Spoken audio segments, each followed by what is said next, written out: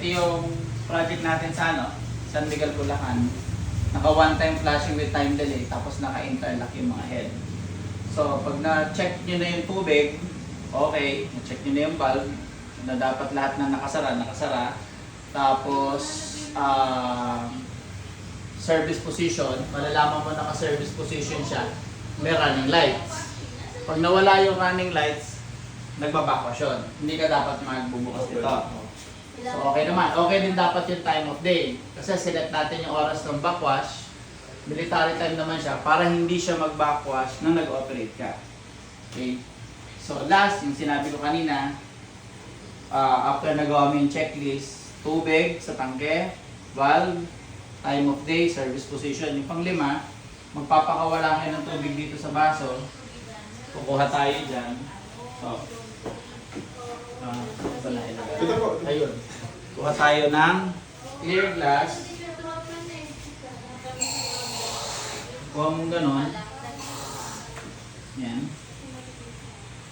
Titignan niyo sa liwanag. Okay ba? Clear. Wala namang yung chlorine na nalutang, amoy, tikim. Hindi mo naman siya design inumin.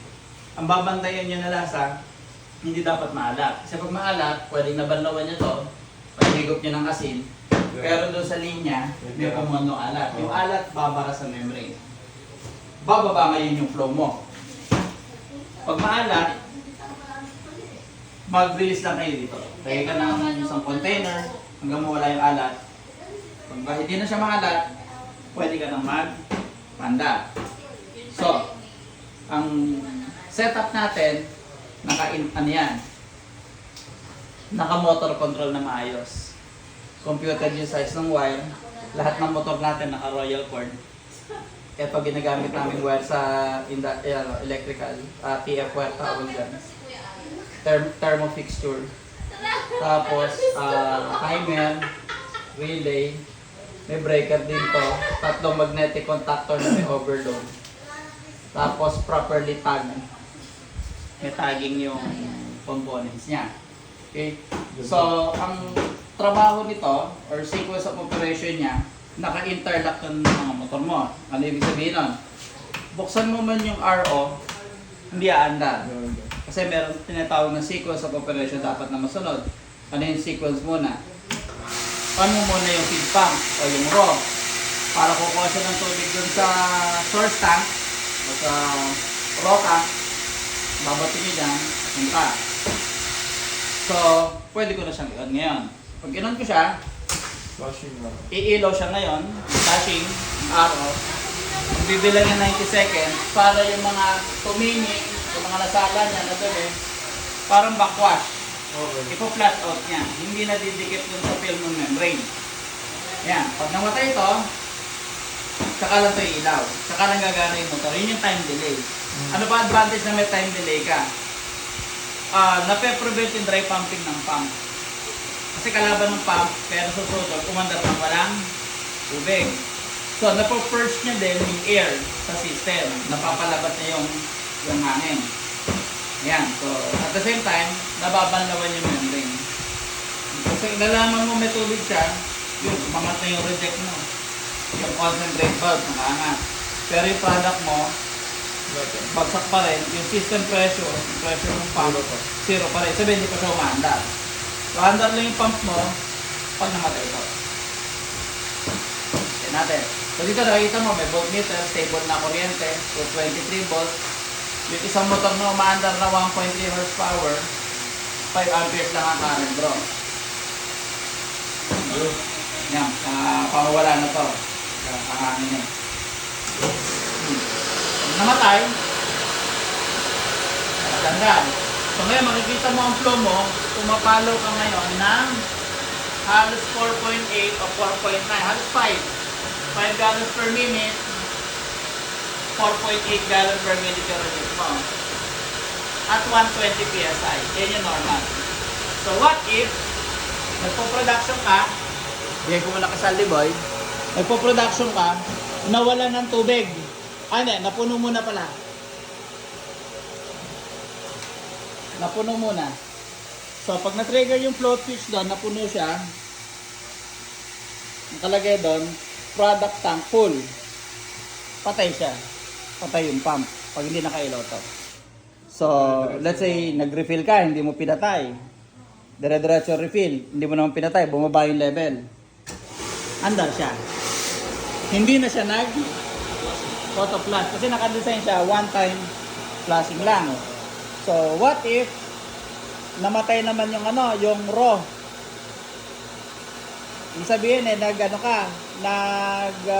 production ka, iba mahina yung supply, si raw pump, naubusan ng tubig.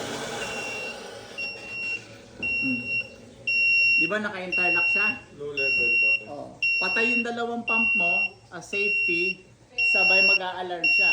Low level raw. Ibig sabihin, walang laman yung tubig yung raw tank mo. So, kung ayaw mong maingay, pwede mong i-off. Tapos makikita mo naman yung level niya kasi naglagay tayo ng palawet. Ayun. Oh, so, lumutang. Kunyari, mababa siya. Kasi magsha-shut off yan pag umabot dito. Ang level. Para mapuno. Ulit ko na Hindi, yung yan, ang pagpupuno ng raw tank mo, nakasalalay doon sa dipol mo sa labas. So mag-aantay pa ako? Mag-aantay ka. Mayan, hintay mo munang umangat. Tapos tsaka sa baba. Oh, at least kalahati man lang. Umabot man lang siya dito. Kalahati, bago mo i-on. Kasi kaya lang natin pinatay, medyo maingay. O, halimbawa, kinon mo ulit, nag-alarm, umangat na yung level ng tubig, andar siya. Hindi siya ulit auto flush. Okay, so patay mo natin para hindi maingay. Ngayon, magre-refill ka. Kinon ko ngayon tong UV dahil kailangan sabay naman silang gagana. Diba? So, naka-on siya. Si UV mo, magre-refill ka ngayon dito. So, papakawala ka na ng tubig dito. Di ba pinatay natin yung RO? Opo. Kunyari, sunod-sunod yung refill mo na. Sunod-sunod na. Naubos yung laman, hindi ka nakapag-RO. Na-trigger naman yung patay yung pump as safety features. Hindi siya mag-dry pumping. Low level product. Okay. So tapos inon natin si RO. Umangat yung level. Patay na siya. Ilock mo na. So ngayon, isa pa sa features nitong RO system nyo, naka-interlock din itong mga head. Ano ibig sabihin nun? Naka-interlock siya na isa man lang dyan sa tatlo. Let's say, hindi mo napansin yung oras, mali pala. Nag-back na siya. Kasagsagan na nagpapaandar ka, no yun. Pwedeng mag-vacuum. Eto, pwedeng mayupi. Mag-implode. Kasi, walang tubig, naka-backwash, umaandar yun, hihigupin niya. Okay? So, isa pa sa features nito, ito na si sediment. Once mawala yung running light, once mag-backwash to, mamamatay yun dapat.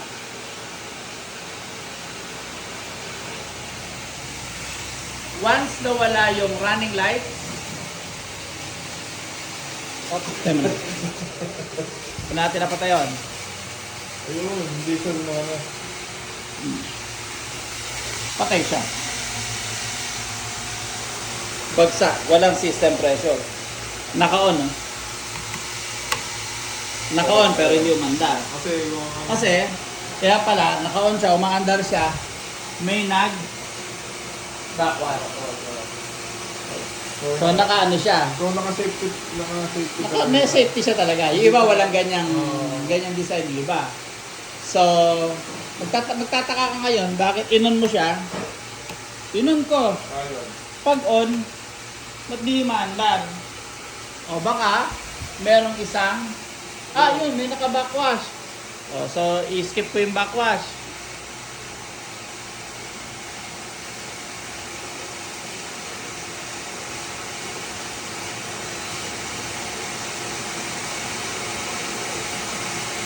Tatlo lang po yan. 3 cycle lang nito eh. O yun. Yun. Nung nagkaroon ng running light, nagkaroon na siya ulit. Yun lang ang reason, na-aandar siya na inon mo yung switch, umilaw to, na hindi umandar yung machine. Tapos, meron pa siyang isa pang safety features. Yung tinatawag na low pressure cutoff. Ito. Si low pressure cutoff, ang trabaho naman yan, let's say nagpalit ka ng filter, nakakalimutan buksan. So ito, dapat pag pinatay ko, mamamatay yun.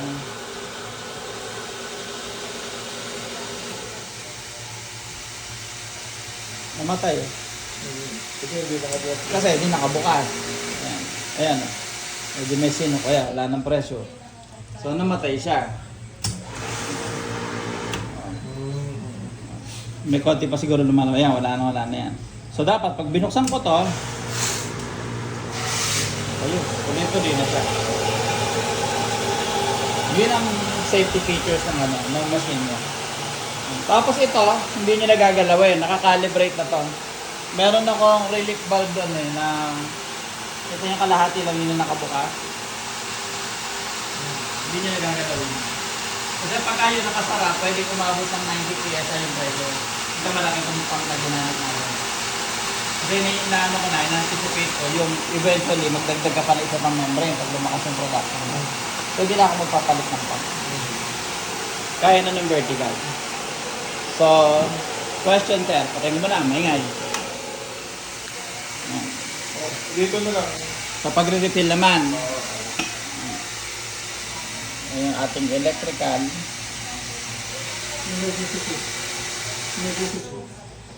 Ito pa pala sir, last. Buti pinalala mo. Emergency yan. Emergency, halimbawa, merong pumutok na tubo or unlikely na nangyari na gato gagawin nyo ngayon.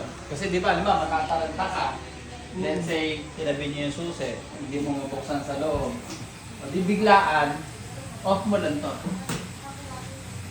Shut off lahat. Ang hindi lang kasama to. Kasi ano sila eh, ibang group to mga to. Kasi kailangan hindi na mawala yung timer, hindi ma-reset. So pag na-fix na ano na yung trouble, i-ano mo yun siya. I-reset mo ito ulit. So pag inon ko ulit yung RO, dahil na-reset yung power, mag-auto flash. Basta hindi nyo na rin gagalawin. Yung regulator, yung regulator mo. Nakakalibrate siya. Hindi siya ininom mo na. Nakapunta eh. Dalawa. Okay lang yan. Okay lang yan. Okay lang. Kaya makahit mo lang turnover, dahil equip na safety features yung machine, ituro mo lang sa customer. Kung magpupuno ka ng product tank, buksan mo itong dalawa, hindi ka naman magkakamali. Pag nakapatay yung isa, nakapatay ito, hindi na gana to dahil naka-interlock siya. Nakamatay.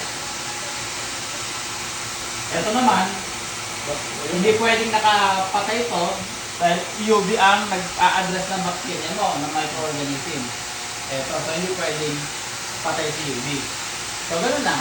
Kaya pa nagtuturo ako, sinasabi ko lagi, maglagay ka lang ng imaginary line. Magjowa to, magjowa. Ha? Yung blue, tingnan mo. So, gano'n lang, imaginary line. Magpupuno ka ng product tank, magre-refill ka. Kailan natin mag-on?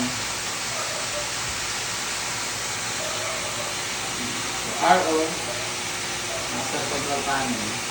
Basta yung oras ko, ito mo na. Alak kayo no? Nakala. Ito ang dalawa. Long press. Long pressure. Nung mawala yung lock. Ano, hindi bago din ako sa ganyan. Yun. Tapos menu. Nino. O yun. Tapos Menu nakaset ulit. na. By default, una mong mababago oras. Ah, ito. Pag mali oras, Kasi up and yan down. lang. Tapos menu ulit. Para yung sa minutes. Pinili mo yung menu. Pag na-save mo na yung hour, ayun. Yun, okay. Tapos, exit mo yung yan, yung back button. Tapos maglalak na yan ulit. Maglalak mo siya ng kusa. Okay? Okay. Thank you. Ito na lang.